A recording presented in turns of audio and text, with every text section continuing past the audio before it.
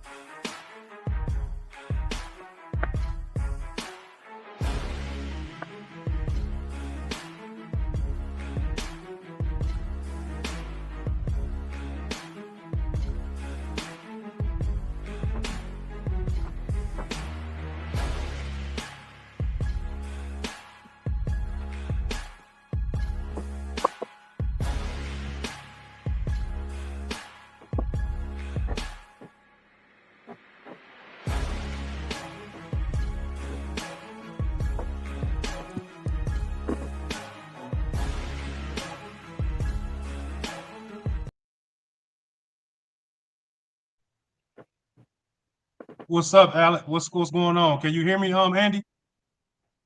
Yeah, I can hear you. Can you hear me? Yeah, I can hear I'm gonna you. come back out of here, man. I'm gonna come on my phone. Yeah, I'm gonna Okay. get on my phone, y'all. This laptop. Can y'all hear me now? Yeah. I can hear you. All right, hold on.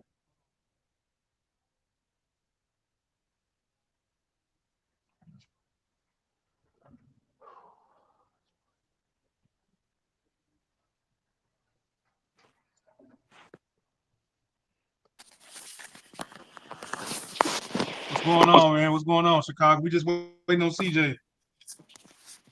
All We're right, gonna brother. get in. But I think CJ having like a birthday party thing, so we might have to just do it without him. He said he was coming, but he might not be in here.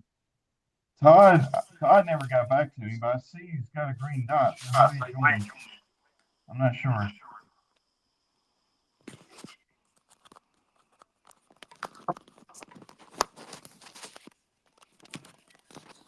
All right, y'all. I'll be right back. I'm gonna just hop on my phone because this is dragging.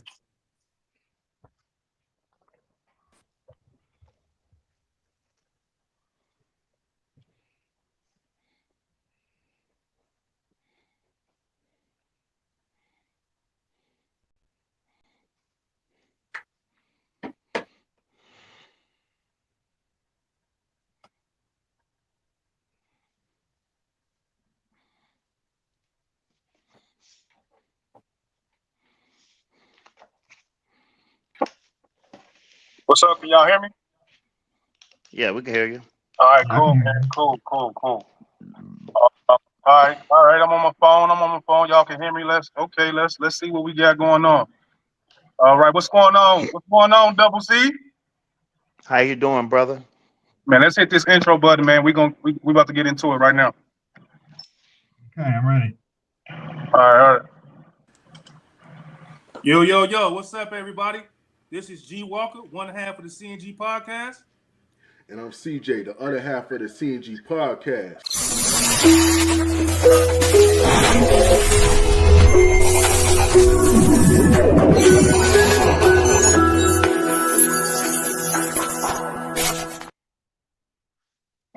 What's going on, everybody? It's G Walker, the CNG podcast.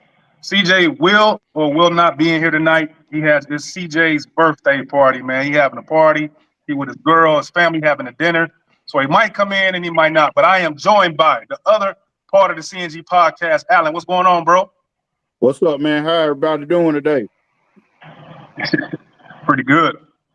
And then we got our guys from the Bears Den podcast. We got Andy in Chicago. Clarence, how y'all doing tonight? How I'm you doing, feel, brother? Doing good. How you feel? Man, I doing feel good. good, man. Oh, let's get some music going on in here. Hold on. Hold on. Let me know if that's too loud. That's good for y'all? We I'm good, fine brother. with it. Yeah. What's going on, everybody? It's the CNG podcast, the Bears Den podcast. Bears versus Vikings pregame show, man. And I'm G Walker, man. I got my guys with me. I got Allen with me. Look, the Bears have lost almost over a month. We're going to get into all of that, but I want to talk to my guys, my guests that's in here for tonight. How did y'all feel about that last loss, man? How did y'all feel about Thomas Brown? Like, give me y'all thoughts from the last game before we get into it. As for Thomas Brown, I mean, I thought he definitely has done better than Shea Waldron has done of late. I mean, he did put up 19 points. He put us in position to win. I mean, that's really all you can ask for. I mean, I like the play calling for the most part. I mean, you can nitpick stuff here and there. You can do that with every single coordinator. I like the RPO action. I like the quick passing game. I mean, all in all, I thought he did well, and he gave us a chance to win. But as usual, our coaching staff finds different ways to lose. That is so true. So, Chicago Clarence, how'd you feel about the last game, man? What's your thoughts, man? I ain't talked to you in a minute, man. So let me know how you feeling, man, about going into this week and how you felt last week. Well, brother, the fact that we can sit here and laud a offensive play caller's performance and we only score 19 points is indicative on how bad we have been in offense over the years. I mean, yeah, we can say that he did a good job and it's this, that, and the other, but this is a offensive driven league. The rules are set up for you to be successful and score points. And we only scored 19. So I take no pleasure in the fact that that's all we got. I definitely don't take pleasure in the fact that we lost the game also. So it's just what it is for me. We lost the game. I'd be feeling better had we won the game. But at the end of the day, it's only 19 points. So what?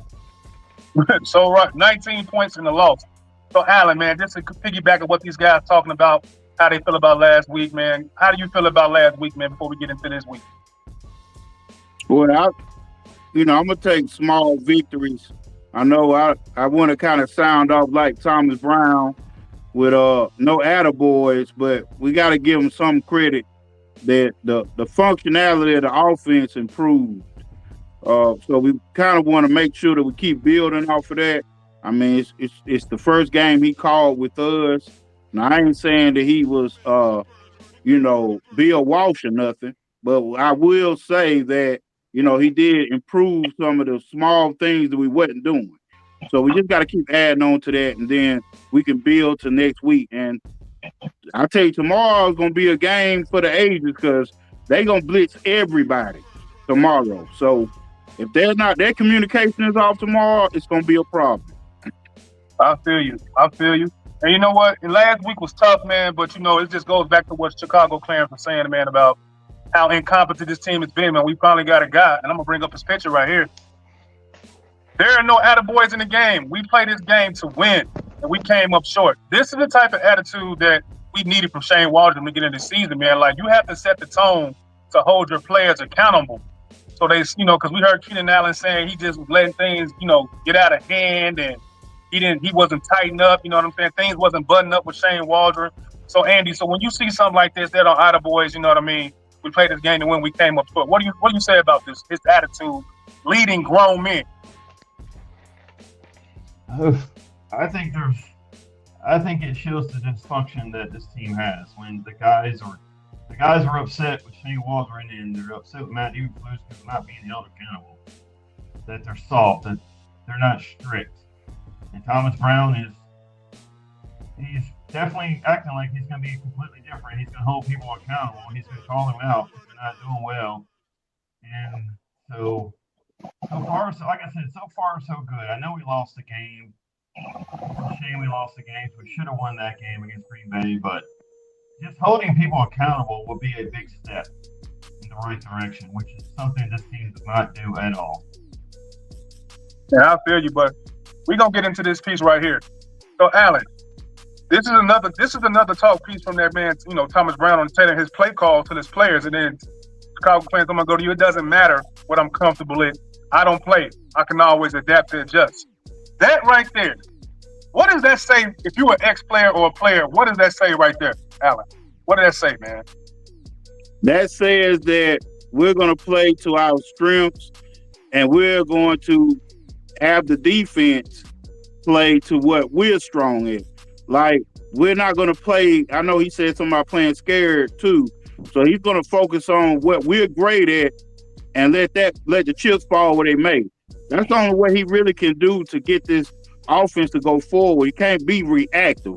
Offense is not a reactive component of football. Reactive goes with defense. Offense is attack. So I'm going to go with Brown for the adaptation.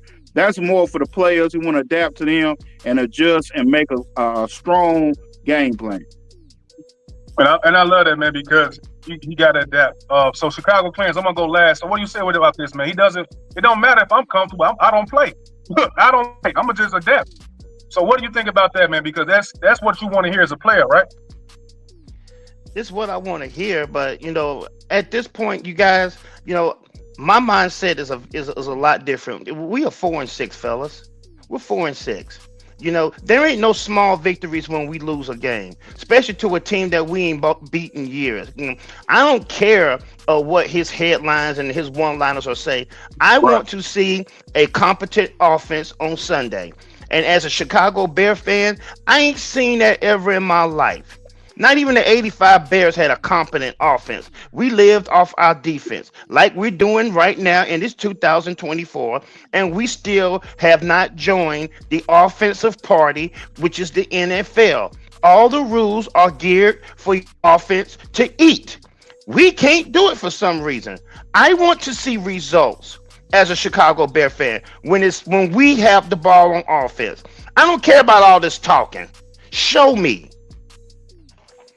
And I gotta agree, man. I understand your frustration, but we know we gotta talk about it, man. We gotta get into the person that's pretty much that's grooming and making sure Caleb Williams is going to get to where he needs to be. So it's cool to hear how this man speaks as a leader of men.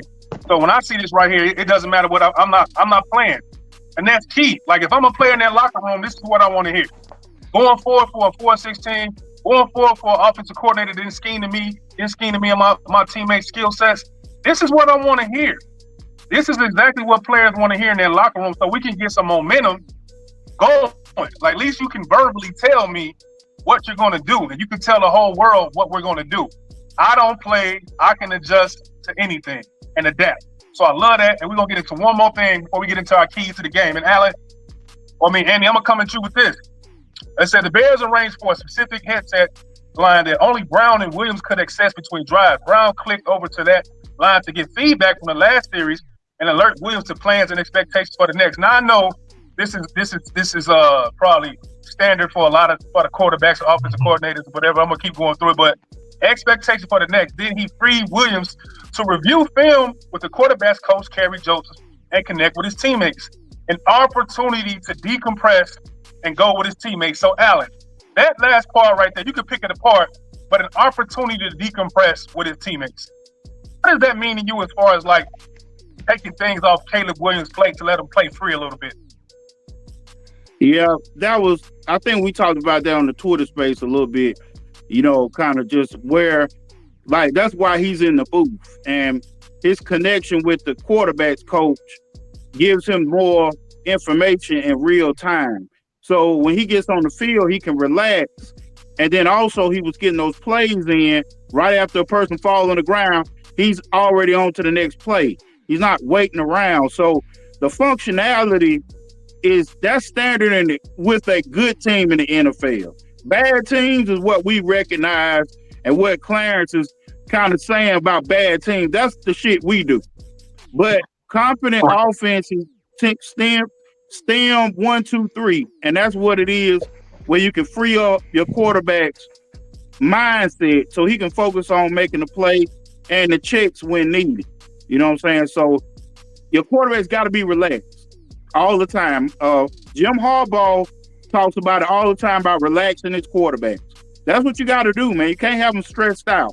You know what I mean? So I feel like that's what I think Brown wants to encourage and strengthen with his relationship with Caleb Williams.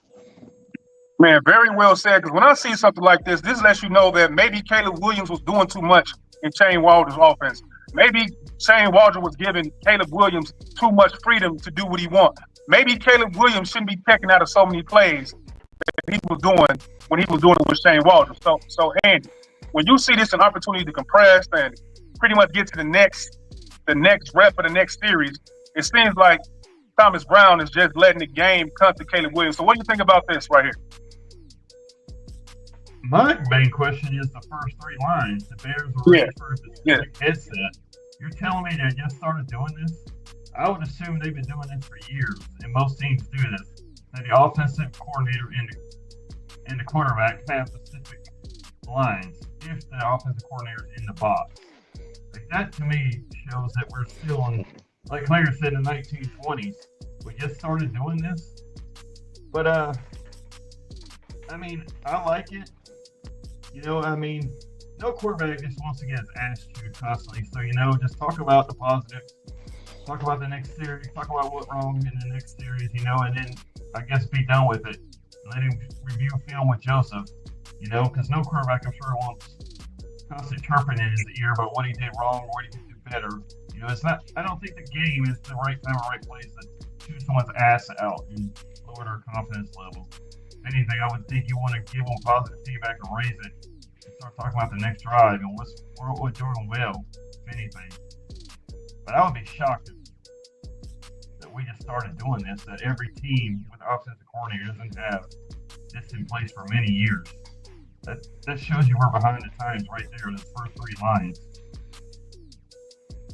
Yeah, and I just wanted to bring this into the audience so they can see how incompetent that the Chicago Bears been, and also they can see, incremental growth, whether it's a headset, whether it's him saying about opportunity to compress, whether it's attaboy. We want to see the things that's going to make Caleb Williams more comfortable in this offense step by step, whether it's a quote from the offensive coordinator or it just really doesn't matter. We want to see every nook and cranny of detail, so at least the audience for the Chicago Bears Nation can see that this is the type of stuff that we don't do that we need to be doing now. Chicago Clarence, man, please take us out with your take on this. We're going to get to the keys to the game. That was a warm-up.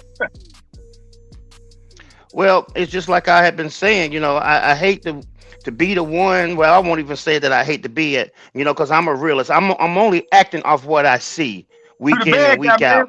You the bad guy, like you say, man. Talk your stuff, man. Go ahead, big dog. That's why you here.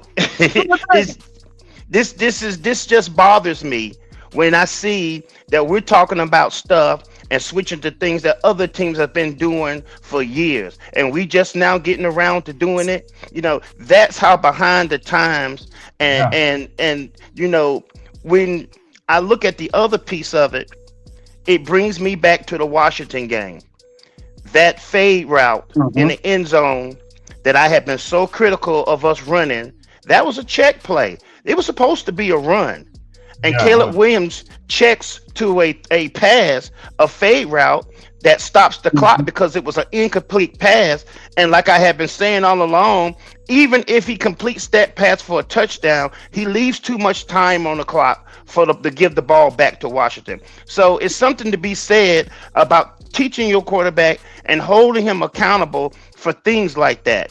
Yeah, we want to give you autonomy to make decisions at the line when you're looking at what the defense is doing, but you also got to be smart, and that's all a part in coaching. And another thing that brings up my frustration with this whole thing is, if we don't turn this season around, from being 4-6 right now, this whole coaching staff's getting fired anyway. So the fact that we're sitting up here and we finally got somebody who seems like he's competent in play calling, competent in holding people accountable, he ain't gonna be here next year, regardless. Because the smart thing to do would be to bring a new guy in here and let him hire his staff. Stop handcuffing people and saying, okay, you can bring your own coordinators, but we got to keep this guy. That's the reason why we still stuck with the offensive line coach right now. It's because we kept him over from the Matt Nagy team. So all in all, what I'm just saying is, guys, as an organization, we got to do better. We got to catch up with the time, bro. You know what I'm saying? We're still sitting up here with the dial-up Wi-Fi. I mean, the dial-up internet, and everybody's on Wi-Fi. You know what I'm saying?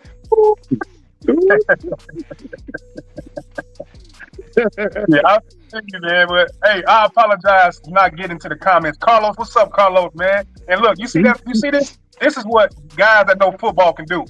You see your boy Chicago Clan, he probably didn't want to talk about this. He probably didn't want to, but he still gave you some gems, man. This is why we put stuff up here to get everybody's opinion. It don't matter. We just putting it up to get the real, how people feel and how people feel about the Bears. But what's going on, Carlos? He says bear down. He said, I really felt good, better performance, hate to lose, but seen improvement. Yeah, I think we all did. We can agree to that.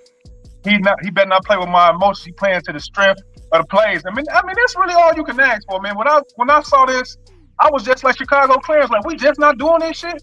But that lets you know how far the Chicago Bears have to go to become a winning organization. This is a very minimal detail that should be happening. And the fact that, like Chicago Clarence was saying, that y'all was giving Caleb Williams all this freedom in the world, and I think he got overwhelmed. He was checking out of every play. For like 2 weeks, he just checking out of this, checking out of that, checking out of this, checking out of that. So this goes to show you that this right here is important. And I like the fact that Thomas Brown is scaling them back and pulling them back in, bringing the reins back in, because he can get overwhelmed and out of control. If you ain't been watching Caleb Williams, he can get a little bit erratic out there. He can be a little bit, you know what I'm saying, doing too much, man. And like you saying, Chicago and Andy and Alan, it just takes coaching. Everything revolves around coaching. You cannot give a kid, I don't care how good or generational he is. The CJ's came in here. I don't care. You have to make sure he has structure. Nothing can survive or sustain without structure. I don't care who you are.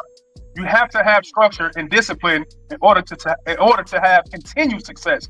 Like you might get away with doing it for a little while, being wild and out of control, but eventually to bite you in the butt. And I think that's what's going on with Shane Walker's offense. And I think that was going on with Caleb Williams. So shout out for Thomas Brown for bringing him back in and correcting his mistakes and giving him a little bit at a time. So CJ just came up in here. CJ, how you doing, bro? Happy birthday to CJ, everybody. Tell CJ happy birthday for me, please. Happy birthday, brother. Appreciate it.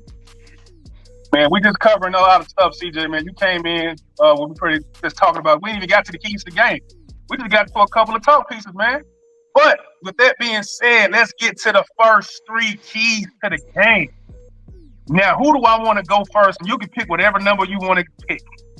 I'm going to go with the birthday boy. CJ, pick one of these you want to talk about, big dog. We can talk about establish the run. Go ahead. I think establishing the run is definitely going to be important for the Bears to do, especially in this game, because that's what Minnesota's going to try to do on the other end. So I think if the Bears get to jump on Minnesota for establishing the run and get that established in the game early and often, I think the Bears will be in a good position. Yeah, and I agree. Anybody want to rebuttal that or speak on that before we get to the next one? I mean, the next number. Whoever want to join in, go ahead. The run game. Well, it's always important. That's always my number one key. Run the ball. If you're able to run the ball, you're able to move the ball. And if you're able to move the ball, you keep your quarterback clean, you keep him confident, and it's easier for him to go through his progressions. You keep the defense off balance. And that's going to be key with this game, because this defense, the blitz packages that we're going to see from Brian Flores is going to be unlike anything we've seen so far. This guy likes to mix and match. He likes to give you different looks. Our offensive line is already sketchy as it is. So that's going to be very key for us to be able to run the ball. And oh, by the way, we need to be able to stop the run. Because correct me if I'm wrong, who's the running back for Minnesota? Aaron Jones. Now, for some reason, when he was a Green Bay Packer, we don't like to tackle that guy. He always has his best games against the Chicago Bears. And if we're not able to contain him, and on the other end, when we have the ball, if we're not able to run the ball, then we're staring at 4-7, fellas. So it's going to be very key. Very key. Well said, man. Well said. So with that being said, Chicago Clarence, pick one of the next ones you want to talk about right here, bro. We got to take and we got to make the layups, brother. And what I mean by that is when we get the ball in the red zone, we have got to punch it in. Forget all these field goals that we're kicking, bro. You know, that's the reason why we were sitting on 19 points last game. We have got to get the ball in the end zone. And Sam Darnold is not a world beater. I don't care what their record says. That guy ain't impressed me yet. So he is going to give us the ball at some point, and we've got to take advantage. Take turnovers and turn them into points. And you know what? And I got to agree. This is one of my favorite ones, man. Take and make layups. This is something that Caleb Williams, to me, he struggled with for the first part of these 10 games. He's been struggling with making and taking layups, man. He'll make them sometimes. He'll do a good pass here, but he has to stack completions, and he has to stack series. Like, you have to stack them in order for us to score points, man. We can't leave good points on the field. We can't leave 6. We got to stop taking field goals, man.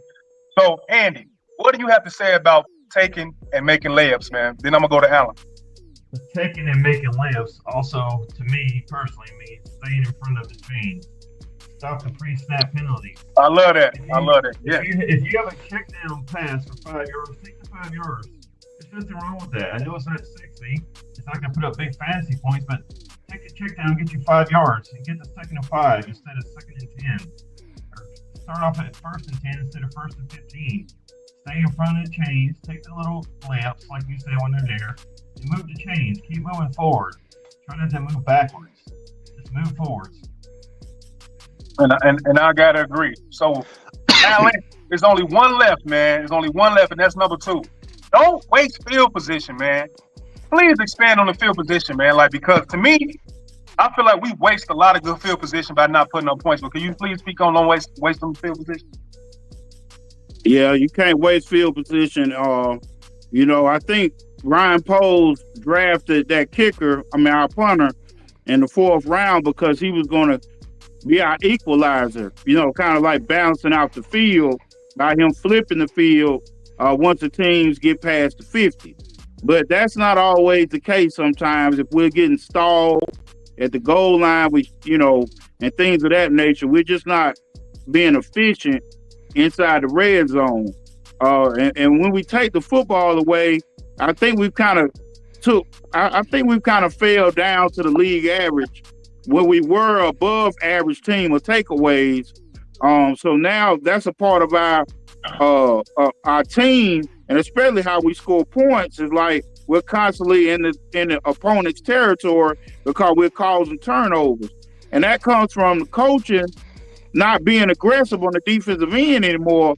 That's the thing I'm getting confused with Flus, and I know Sweat was talking about that. So as a defense, man, they're getting frustrated because they're allowing too many first downs. You're getting 3 or 4 first downs each drive. We're not holding the field position. So we got to find a better way, man, to hold our opponents at least to a couple of drives, 2 first downs at the max. That way we can keep in front of the chains, like Andy say, and plus we playing on their side of the football field, inside the 50. Because our offense is not that efficient. So if we play inside the 50, guys, we'll get 28 points easily. But we got to win the field position game. Man, Chicago Clarence, I'm looking at you, brother, like you got something to say, man. Go ahead. Don't lose that thought. We don't do that over here. Go ahead. I can tell. Go ahead. I see it moving. If we score 28 points, I believe we win this game. But this stuff right here that we discussing with field position and all of that, that's the stuff that we've been talking about all year, man. And for whatever reason, we just found out 2-3 weeks ago that when Shane Waldron was still the offensive coordinator, we didn't even have a script they played. Every team comes out with 10 to 15 plays that they script out for the game because it's all a part of your game plan. You're looking at your opponents and their tendencies and you're attacking them. And for some reason, we wasn't doing that. So I'm interested to see how and when I say he, meaning Brown, how he attacks this Minnesota defense. Because like I said before, this is a defense that's going to show you looks that you ain't never seen before. Caleb Williams has never seen what he's about to look at. The toughest defense he's faced so far is the Notre Dame defense, and we saw what they did to him. So he's going to have different looks. It's going to be blitz packages, and our offensive line has got to hold up. And one more thing, Caleb Williams, I implore you to get rid of the ball. Do not stand in that pocket and hold that ball. If you do, it's going to be a long day for you, bro. Andy, man, I see it turn. I see the hands was moving, man. Go ahead, speak your piece, bro. Go ahead. I can tell. Go ahead. No, I mean, I agree with Clarence. I mean, Minnesota, I think when I text you this morning word for word, I said they have the third highest blitz rate in the league. And they're gonna come after us the entire game, especially when we are in obvious passing situations. I mean, it's going to be rough on our offensive line. Our offensive line isn't good, even when fully healthy. And now we're going to match up against one of these best defense coordinators in the game. It could be rough on our offensive line. It could be rough all day. So I think the quick passing game is key in this one. Get it out quick. Yeah, I agree. CJ, you got anything to say about anything before we get to the next keys of the game? No, I think you guys pretty much hit on everything. These people are talented. Do you see Andy? Do y'all see Chicago players? These dudes know these dudes know what's up, man. I can just play point guard and let's ask questions, man. I love these dudes, but man, let's keep it moving, man. We're gonna get into I think the next keys of the game. If anybody got something else to say, don't lose that thought. Like if you got something else to say, go ahead. Anybody? I think the running game we're gonna struggle. I looked him up. Also, that's the number 1 ranked defense against the run. If we establish a run, we should. Okay. So that means we are moving the ball against the best defense against the run. That says something. We should definitely win the game if we establish the run against this defense.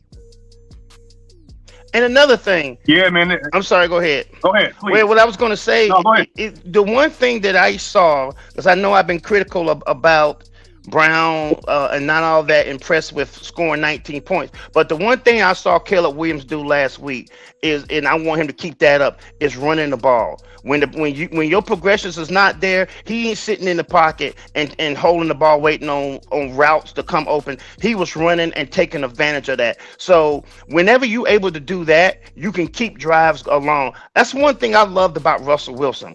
Russell Wilson wasn't Justin Fields. He wasn't Lamar Jackson, but he would keep plays alive by scrambling to get first downs and getting down. And Caleb Williams did that last week. He's going to have to do that again tomorrow. Extend drives with your legs, man, and threaten the defense with your feet. Get down, protect yourself, but keep drives alive by moving that dang on ball and getting first downs. And if he's able to do that, this offense will go to another level, man. And you know what? And that's to speak on that. And I agree, because that's something I saw from him. And it looked like, Allen, he was very decisive in those runs last week. Like, he knew where every running lane was for him to hit. He knew where his gaps were. He knew where his blockers were. So, Allen, Shane Waldron really was holding Caleb Williams back. We'll say that for now. But based on off one game, Caleb got right to it, and he knew exactly where to run, Allen. Well, I would say this. I'm not taking up for Shane Waldron, but this is where I think the game plan come in when him and Matt Eberflus talk during the week. They trying to over coach Williams sometimes. I would say sometimes like they'll coach Caleb Williams out of Caleb Williams. So, sometimes when you get that run pass option, your RPOs, you're already shortening the field anyway. You're reading the defensive end. So Caleb did a good job of reading the ends and playing the ends. Whatever he made a decision on is what he did. It was reactionary football. But at the same time, we got to protect him from getting his head knocked off also. So it's that delicate balance that Brown has to do. I think, to me, what I really like was having DJ in the backfield lined up on the linebacker in the flat. Like, he can take that spot in the backfield and create mismatches around the middle of the field. That's the things I like that Thomas Brown was doing, lining guys up in different spots and different launch points. You know what I'm saying? So we don't have to be like ordinary. Like, we got one thing we're looking at. I just like the fact that Thomas was moving guys around a lot. Man, I love that, man. I love it. But we're going to get to the keys to the game, and these keys to the game was given to me by O.G. Allen. O.G. Allen with 4, 5, 6. So who do I pick to go first and pick a number? Andy, what you got, man? Which one you going to talk about first, and we'll follow your lead, bro? Well, we talked about it a lot. The blitz. We're going to get blitzed. There's no question. We're going to get blitzed. We're going to get blitzed. And we're going to get blitzed some more. I mean, I don't know how we fix it, because I think our offensive line coach is just trash. But, I mean, we can't be scared to go to 11 personnel, 12 personnel, 13 personnel if we have to. We can't be scared to put a fullback in the game if we have to, or slide a tight end up next to Caleb Williams on blitzes if we have to. We got to protect him and give him time to get rid of that ball. It just seems like the minute any team brings 5 players, we just lose our mind. It's like our because Braxton Jones he can't stand for a bull rush. Oh no, he cannot. Yeah, the scouting report is out on Braxton Jones. Don't go around him, just bull rush him, and you're getting the quarterback. But blocking scheme must have proved, it has to. I don't know how it's going to. I think our offensive line is what it is. Our offensive line coach is what it is. And I think tomorrow it could get rough, but they're going to blitz. No question. They're going to blitz hard and heavy. All right. So, Chicago, Clarence, man, which one we talking about? You can speak on Andy's point, but which one you want to pick real quick, man? Number 6, brother. Create pressure with your front 4. If we can get to Sam Darnold, speed him up, and force him into mistakes, and take the ball away, then that's good for us. Um, I like that against any quarterback. But I don't really believe in Sam Donald. I just think that he's just been a product of good fortune. And it's not like he's just been this Superman that's been out there winning games and they've been winning games because of him. That's not really been the case. I like the fact that if we can get to him and without, because Matt Eberflus doesn't like the blitz in the first place. So No. they want to generate pressure with just their front four. But I think he's got to mix some of that up. He's got to go after Sam Darnold a little bit. And Cal Gordon is going to be the key because he's our best secondary blitzer. Get him in there, shake Sam Darnold's confidence early and often, and let's see if we can control the game with our running game by creating pressure and speeding Sam Darnold up. Man, I love it. But let me get into a comment. What's up, Carlos? Carlos said we have two running a lot of screens with Swift and a lot of quick slants to beat Minnesota. So, Andy, this comment right here, man. We have two running. I don't know what he means by that. A lot of screens with Swift and a lot of quick slants. I guess he said we need a lot of quick slants to beat Minnesota and a lot of screens with Swift. So, do you agree with him on this one? Yeah, I think getting the ball out quick is going to be key. Like we talked about last week, we were doing a lot of 1, 2, 3, bang, 1, 2, 3, bang, ball is out. The screens is what you want to run when the pressure's always coming up the middle. Put the screens to the edge, like the wide receiver screen, which we've seen enough of in our lives. But yeah, I mean, to me, if we got constant pressure up the middle, you want to attack the edges. Get the ball to the edges, toss the ball to the edges to Swift. Go to the edge. If they're coming up the middle, they can't cover the edges too. So I think, attacking the edges would help us a lot. So yeah, screens to the edge would help. Alan, I see you thinking over there, Alan. What you got for me, bro? Yeah, I would like to add a little bit to the Chicago Clarence's point. Like Matt Eberflus doesn't like the blitz, and sometimes I find him to be with that zone blitz scheme that we used to run with Lovey. I know Lovey's not, our coach anymore, but the magic of the mug front, when you got your two inside linebackers sitting inside the A gap, they don't have to blitz every time. But the fact that you're threatening the offense and make them communicate as blockers, then we can bail and get back into our drops, or we could come with a 6-man pressure. You kind of put the offense in a constant communication, on a constant questioning of what you're going to do. And then you're confusing with the mic and stuff like that. I don't think Matt Eberflus is creative enough sometimes with that the rushing the 4. Sometimes you could drop back like with Sweat and put him out there, as your zone blitz and protect the middle of the field. But he's not creative enough sometimes. I think great offensive coordinators have picked him apart. And now they're starting to spread us out. And that neutralizes what he's trying to do when they spread us out. So when they run the ball, when we go too high safety, we're in trouble. So Matt Eberflus has to design some type of scheme to get free runs at the quarterback. We've seen it in preseason. I know preseason don't mean anything, but the thought was there and the creativity was there. But what happened? I just find it to be odd with Eberflus sometimes when he's got the talent.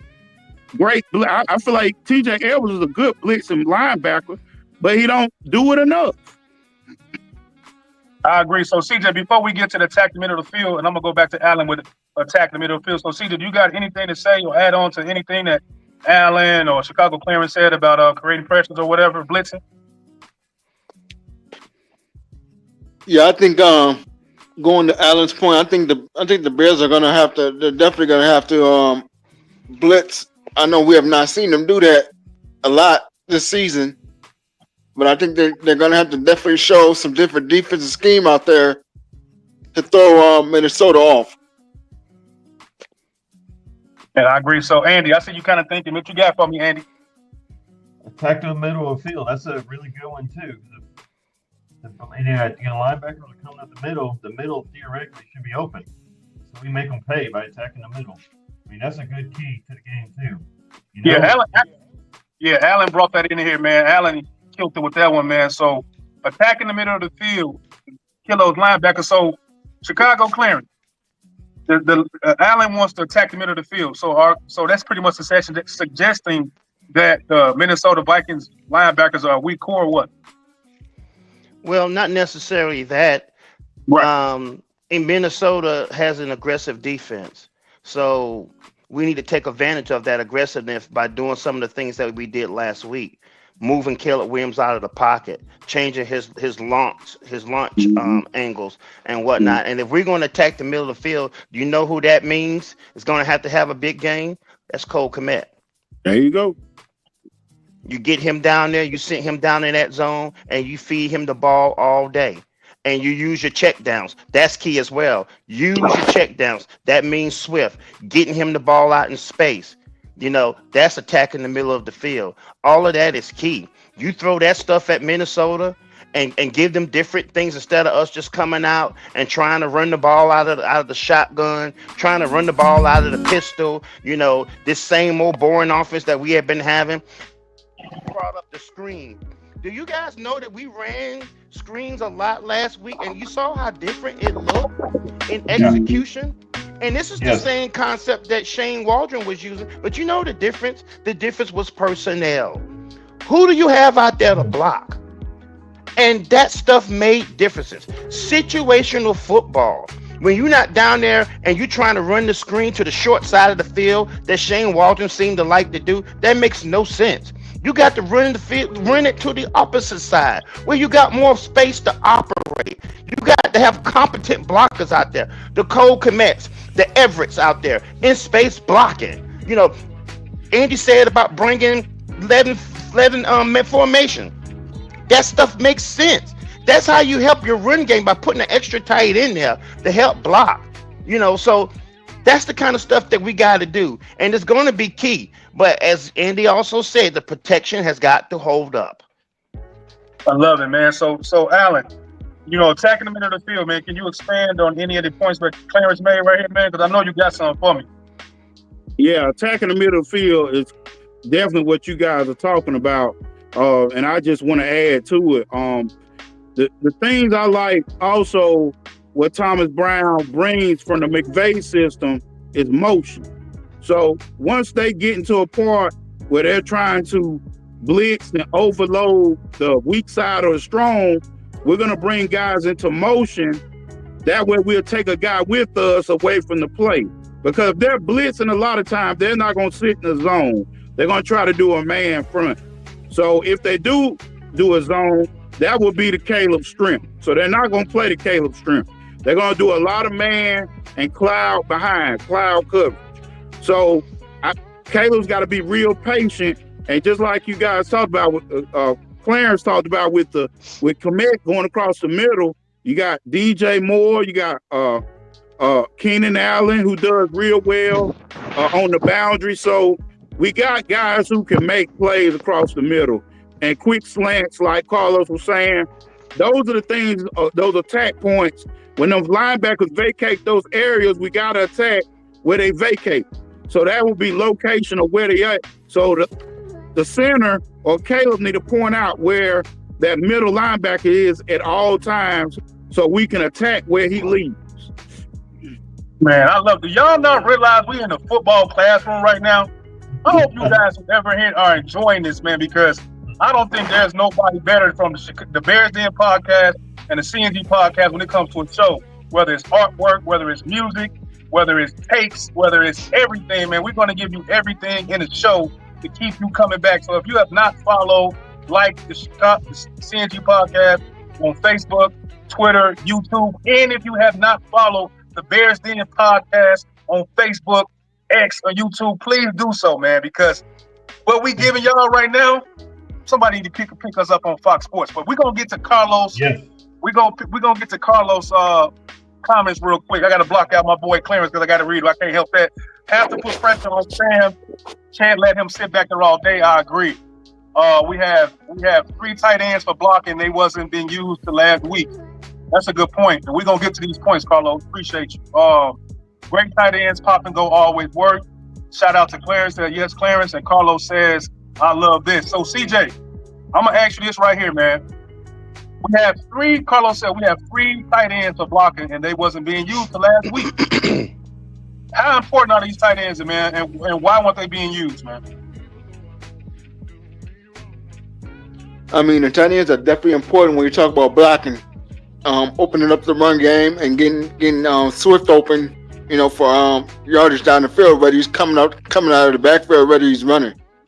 So that's definitely key.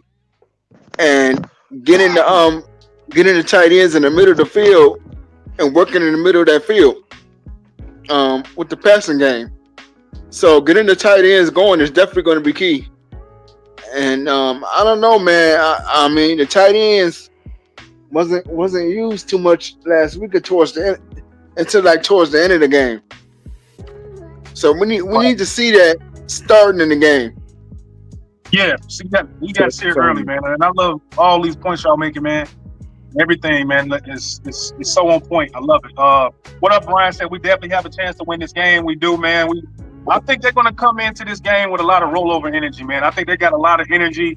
Even though they didn't win, you got the offensive coordinator saying we lost. There's no attaboys. We got the offensive coordinator making sure that only him and Caleb have a headset so they can talk. Then we have the offensive coordinator sitting up in the suites so he can see over everybody else, which is what they supposed to do. The really good ones, like Alan was saying. So there's a lot of good things going to this week that I think that we could probably get a win against Minnesota, man, especially with the way that the offensive coordinator, Thomas Brown, has been working with this offense, and guys are juiced up to play with him. I saw everybody being involved on offense last week. DJ Moore in the backfield, Cole Kmet timely passes and catches, Keenan Allen timely catches and passes. Everything was working, man. So I agree with you, Brian. We definitely got a chance to win this game. But we're going to get into the next part of the show. This is our last key to the game right here. And there's nobody other than the great, the Bears Den podcast, Andy, with these keys to the game right here, man. He gave me 7 through 9. We have to handle the blitz. He wanted to expose Minnesota's pass defense at 28th in the league, generate a pass rush. So, Chicago, Clarence, pick the one we're talking about first, bro. You got it. Number 7, brother. I think that we've already hit on this a few times. I'm going to bring it up again. We got to handle the blitz because we're going to see a lot of it. We got to be paying attention to line calls. That's going to be important because Shelton and Caleb Williams have got to be on the same page. When he's making those line and those protection calls, they got to be on the same page. And if he gets up there and he's audibling, he's got to know what he's looking at, and he's got to get us into the correct play. Plain and simple. Because like I said before, we're going to see some exotic blitzes. Brian Flores is good at this. He's the best in the game at it. So we have got to be knowing what we're going to do, and we have got to be able to attack it. And we just got through talking about attacking the middle of the field. Cole Kmet is going to be important. Like Alan said, when those linebackers get out of a zone, we need to run our running back right in there behind them and dump the ball off to Swift and let him attack and keep doing that all game long and making Minnesota pay for blitzing. Go ahead, Alan. I see you over there. Go ahead, Alan. I like that. I like that one. Number 8, Andy. I really like that one. That will be a challenge for Coach Brown and the offense. Because they're going to have to try to figure out where these guys are going to line up. That's why I believe in motion. I feel like every great offense has motion. If you're taking one player away from the concept of the defense, that's a plus. So if we can establish bunch formations where those corners and the safeties have to communicate, because you got like a 40-year-old safety back there. Smith got to be 40 now, y'all. I mean, so, we got to attack that guy back there in the safety, man. So we got to find places to line him up and create conflict. So hopefully, man, we can attack that because we got an advantage, but we just got to take our time and play smart and don't get so caught up in who's coming and make sure that we establish advantages across the formation with our pre-snap adjustments and also our motions, and make sure that we overload on the places they want to bleed. But I love it, man. Hey, Allen is in his bag tonight. You hear this man cooking, man? This man is cooking. But we're going to get into Brian's comment right here. They said that was the best all-around game they played, even though they lost. Yeah, man, it was a good game. But, hey, it's too late in the season for moral victories, man. I want to see a win tomorrow. Let's see if they continue. So, Andy, everything that Allen said, do you want to speak on that or you want to talk about the next key of the game? What you want to talk about, bro? When you look at this screen here, number 7, we have to handle the blitz. And number 8, expose Minnesota's pass defense. They're 28th in the league. Isn't that a little weird?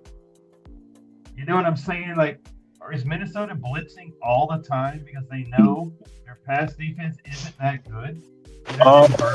Yeah. 28th in the league. Will be a point. I mean, is it number 7 and number 8 a little weird when you think about it? Are they blitzing that much because they know their secondary isn't that good? Or their linebackers aren't that good? Or their defensive line isn't that good? Gotta be. They have to bring pressure. They got to bring pressure to get to the quarterback. And they're getting burned. So that tells me they're probably getting burned quite a bit to be 28th in the league against the pass. So I think we got to expose that and take advantage of that. I mean, when you look at, isn't that weird? Number 7 and number 8, they blitzed the most in the league. I think they're 3rd or 2nd, but they have one of the worst pass defenses in the league. Yeah. So isn't that a little weird? Yeah, they're overcompensating for a trash secondary. So they're overcompensating by blitzing. And Caleb Williams at the beginning of the season, you know what I'm saying, the first 3-4 games, he was pretty much money against the blitz. And we all talked about it. We saw how good he was against the blitz. So we just want that to carry over, you know what I mean, get rid of the ball like Clarence was saying. So I do think it's because they blitz so much because their pass defense is trash, and that's something that we can attack. We just got to have the right personnel in there and the right play concepts to expose that weak pass defense that's ranked 28. See, because they're going to come into this game tomorrow. Anybody's watching, all the smart people, all the people on everything, they see this right here. And Andy put this in here. Expose the pass defense that's the 28th in the league. And if we come out flat and don't pass the ball, don't throw it all around the yard, it's going to not look good for the Caleb Williams and his offense when it the next Monday or whatever the case is, man. We have to take advantage and exploit things against teams that are bad in areas. This is what we want to see from Thomas Brown. Exploit the bad, exploit the matchups, and make sure that we are coming on top. We are coming out on top against a bad pass defense, man. And I think that's going to be something that's going to carry on tomorrow, Sunday, now that I think about it, that I'm going to really be paying attention to. Because we should be able to score touchdowns against this team. You know what I mean, Chicago, Clarence? Well, I actually think that they are 28th in league in pass defense because they blitz so much. Yeah. That means that teams are picking it up and actually burning them, which is what we were talking about on the last round, is attacking the middle of that field. You know, if you're able to get the ball to your playmakers, and ours is going to be Swift, or if you're able to get the ball to a competent tight end who can then turn the ball up the field and make you pay, you know, then turn around. Because what we know about Brian Flores is he ain't going to stop blitzing. He's going to bring that thing all game. We have got to make him pay. Got to make him pay. We need to run misdirections. We need to run screens. You know what I'm saying? We forget about play action. We need to run boot action. You know, because we know that they're coming. And Caleb Williams has got to get the ball. And the one thing that we can say about our quarterback, y'all, he don't turn the ball over. Yeah, that's something he does not do. So if he's getting the ball out there and he's in boot action and those linebackers are coming up the field and he's able to get the ball up zone and we're able to get the ball up and we're attacking, running the slot seams and getting Keenan Allen up the seam and running seam routes and getting the ball to him over the defense because the linebackers are not in that spot because they're blitzing, we can have big plays against this defense. Man, you guys are cooking. And I totally agree, man. I just think that for once, I want to see us destroy a team where they're not good at something. Whether that's a bad run defense, whether that's a bad pass offense. I want to see our offense beat whatever another team's defense sucks at, or offense that the defense sucks. That's all I want to see. So that's going to wrap up our keys to the game. Does anybody have anything else to add before we get to the next portion of the game, which is breakout performers and our offensive defensive player of the game score prediction? Anybody got anything else to add? One thing I will add is when I started looking at All our games and every game we played, and we've played 10 of them. As bad as we have may perform, maybe even against that Arizona game, we have yet to give up 30 points, y'all. Still, yeah. We have not given up 30 points. The closest we came was 29, and I think we all can agree that Arizona was the worst game that we have played. That's the game right after the Washington Hail Mary when we just came out so flat, and it started really to show that Eberflus may have lost this team. But we still have not given up 30 points. That tells me that we are just about in every game we've played. We have Mhm. got to clean up the things that cause us to lose. The situational football decisions that Eberflus has been so terrible at being able to perform at, which is the reason why I would say we've got 3 losses on our belt, on our resume, because of his bad coaching. But if we can just clean up the little things, the Yeah. pre-snap penalties, the Mhm. the false starts, the holding. I mean, if we can just clean up half of this stuff, our fortunes can turn around on game day.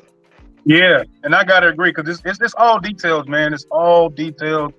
Kyle Clarence, you are absolutely right, man. And that's what I'm saying. Like we in every game that we play, and it's always something crazy that's knock us out of winning the game. Whether that's not running the ball at the end of the game, a lot of people felt he should have ran the ball more at that Packers game to get closer for a kick.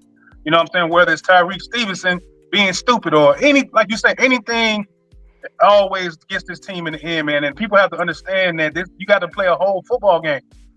Teams are better than us when it comes to playing a whole football game.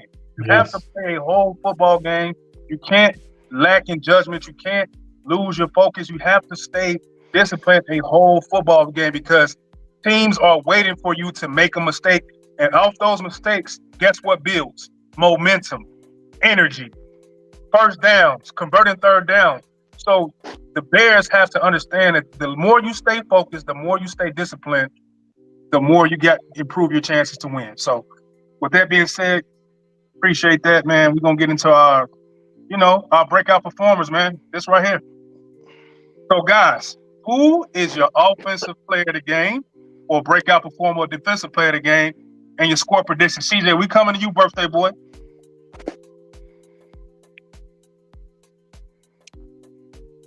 I think it's gonna be Swift. I think he's gonna be a key. He's gonna have to be a key performer in this game, in the passing game, and getting those catches in the backfield. So I'm gonna say DeAndre Swift. On defense, who you got? On defense, I'm gonna have to say Marcel Sweat. Okay. What's your score prediction? I'm gonna say the Bears. I'm gonna say the Bears 28 Mhm. and Minnesota 21. Okay. We got one comment from Carlos saying contain Jefferson. Yes, we Yeah. have to contain him, and he can wreck a game plan for sure.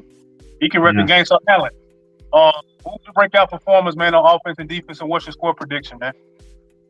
Okay, I'm gonna do something different this week, man. I'm gonna say the old line. I know I'm gonna use them as one player this week. One band, one song. However that goes, one band, one sound. I want all my offensive linemen to be the breakout performers, all of it, because y'all are one machine. So I want you guys to be the breakout guys as our offensive line. Defensive player is Terrell Smith because I think Terrell Smith is going to start tomorrow. They were saying they're going to do a little tweak in the starting lineup. You got what Stevenson did on that fourth down, that Green Bay, when we had stopped him on fourth down. Did y'all see that he was out there tussling and could have got us a 15-yard penalty? Like the guy just ain't he's not getting it with his timely the things he's doing in timely concessions, he just not doing well. So Terrell Smith will be my defensive play breakout performer tomorrow because he's gonna have to get the brunt of the pass coverage on possibly Jefferson. It depends on where Minnesota lines them up because Matt Eberflus don't like to have Jalen Johnson guarding the best wide receiver the whole game. He don't chase the number one wide receiver. He stays on one side, whatever that means. So I'm gonna go with Terrell Smith, and I'll go at the game. I would say it's gonna be 24-17 Bears. Let's go Bears. We're going to the Bears Den podcast. I'm gonna go last, of course. Andy, who's your offensive player of the game and your defensive player of the game? What's your score, big dog? I'm gonna say Caleb Williams is our player of the game. I feel like he's the only positive thing we have left for this year. See if he can continue to ascend, improve, and get better week to week. I'm gonna go with him as my offensive player of the game. But I can definitely buy what Alan's saying about the offensive line. They've got to step up. Defensively, we've got to generate pressure. We have got to do something to get pressure through that quarterback. I'm just going to pick Ron Dexter. Please just get us some sacks. Get that push up the middle. Make that ball come out of Darnold's hands quick, fast. Make him make poor decisions. My score, I think Minnesota's going to win. I think our offensive line, it is who it is. They are who they are. And I think we can have a tough day with the blitz. I pick Minnesota maybe 27-20. Okay. All right. Hey, Carlos, go ahead. I just don't see our offensive line just magically getting healed. They've been so bad all year. I just don't. You can't expect them to be healed all of a sudden. There's nothing that leads me to believe they're going to be healed in all-star line. I just don't see it. I feel you. I respect it, man. I respect it. I can see that, Carlos. I see your comment saying Swift and Komet. Sweat got to come alive. Yeah, we need Sweat to come alive, man. And he got a comment. Man, I should have put it up. I got a picture of him talking about he frustrated. But Chicago Clarence, man, who's your offensive and defensive player of the game, and what's your score, big dog? If the Bears are going to win this game, and I'm like Andy, I don't think that we are, but if they are going to win this game, two players are going to have big games. Cole Kmet is one of them. I think he needs to have 8 to 10 catches for us to help to sustain drives. And I can also see a touchdown mixed in there. And on defense, it's got to be Jalen Johnson. Jalen Johnson has got to shoulder most of the responsibilities of Garden Jefferson. If Stevenson is on Jefferson, it's going to be that we might as well line up for the extra point. He's going to take his lunch money, So teriyaki chicken, orange chicken. Yeah, it's got to be Jalen Johnson. And I think we lose this game 24-20. Man, you know what? I'm surprised y'all ain't said this person right here, man. I'm going with Roma Doomsday for my offensive player of the game. Him and Caleb are steady growing their chemistry, man. They're steady growing their chemistry. Caleb looking at him to bail him out when DJ Moore is getting locked up. Keenan Allen ankle is messing him up. He can't get right. So I'm going to go with the young boy, and I'm going to say Roma Doomsday is going to be my offensive player of the game. I think he gets a touchdown, maybe 2. And my defensive player of the game is going to be, I'll just say the front line, man. I can't pick everybody. I'm going to just say the front line. I just think they can get to, hopefully they can get to Sam Darnold, man. I'm like Clarence, I don't really believe in Sam Darnold. And with our defense, I think that we can make him do some things that's going to frustrate him to throw that ball away, man. But I'm gonna go with the defensive line. And my score is gonna be 21-19 Bears. I almost was right to perfection last week when I picked the Bears to win 22-19. I was almost perfect, man, but they lost the game. So with that being said, this is our Chicago Bears, Bears versus Vikings pregame show, and we got our special guests here. We're gonna let them rock and tell y'all where you can find them at before we get up out of here with the last intro video. Go ahead, Chicago Clarence. You take it away on behalf of us. Well, we appreciate you guys having us on. Yes, we have changed our viewing parties. We are now at Boardwalk Billy. So anybody's in Charlotte who wants to watch the game with us, we're going to actually be watching the game with a Minnesota Vikings fan, and I'm going to be on his ass all game long. It's going to be a sight to behold. So guys in Charlotte, don't miss it. You can find us on Twitch. You can find us on Facebook. You can find us on YouTube. Come holler at us. We are the Bear Dens Podcast. Come holler at us. Hey, with that being said, you know who we are, man. We are the CNG Podcast. I'm G Walker, the CNG Podcast. I'm CJ, the other half of the CNG podcast. And this is Alan, the third of CNG podcast. So this right here, people, this is greatness right here, man. This is my final words, man. Andy, man, Thank you. I found them on Thank Twitter you. and X. Chicago Clarence, man. I look forward to seeing what you got to hearing what you got to say every week, bro. Between you and Alan, man, I feel like I'm in football school, bro. I love hearing it, man. I love the passion, and it's fun to have some people that you just want to work with that love to work with you, man. We've been going on for an hour and 14 minutes, man, and nobody jumped in front of nobody to talk. Nobody tried to overtalk anybody, none of that, man. There's grown men up here giving our takes, being respectful, man, and giving you guys great content and great takes. So with that being said, we out of here, and here is the last intro video of the show tonight. Peace. Chicago.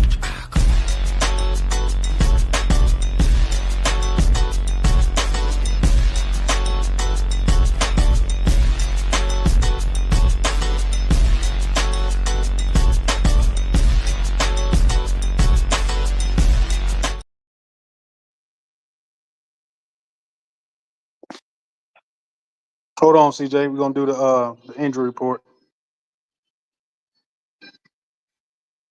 This is just an injury report, people. This is the last one I got. So bear down. CJ, can you hear me? Yeah, I can hear you. All right, man. That was a good show, man. So we're gonna hit you guys with this outro. We will see you guys, whoever's in here, we'll see you on a post game show tomorrow. We usually go live shortly after the post game, but this is the injury report. Ryan Bates is out. Last time we checked, Elijah Hicks is out. Karan is questionable. DeAndre Swift is questionable from the last time we checked. Tevin Jenkins is full. He's a full participant, so that means he's going to play Sunday. Mercedes Lewis is full. I didn't even know he was hurt. So CJ, what you got to say about the injury report before we give him this last outro, man? Yeah, I mean that's a good thing that Tevin Jenkins is going to be playing because the Bears are going to need him. They're going to need everybody in the offensive line to be healthy, and hopefully they can get through the entire game without getting hurt and getting dumbass penalties. I gotta agree, man. So hopefully Jenkins come in and he can be the pancake man that we know him to be. And yeah, man. So we CNG podcast. We hope you guys enjoyed the show. We out. Peace.